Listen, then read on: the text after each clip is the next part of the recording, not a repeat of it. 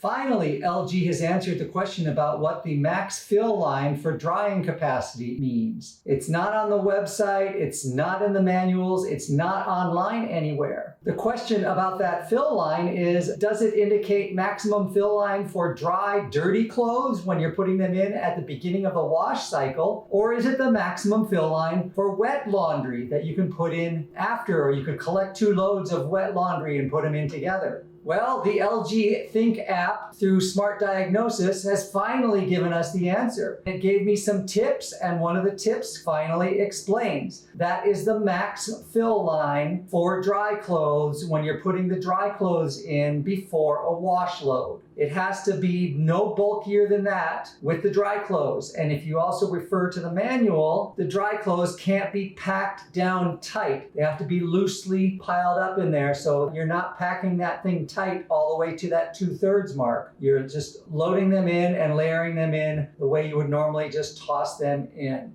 This kind of should have been in the manuals and kind of should have been explained more, but LG doesn't do its documentation well at all.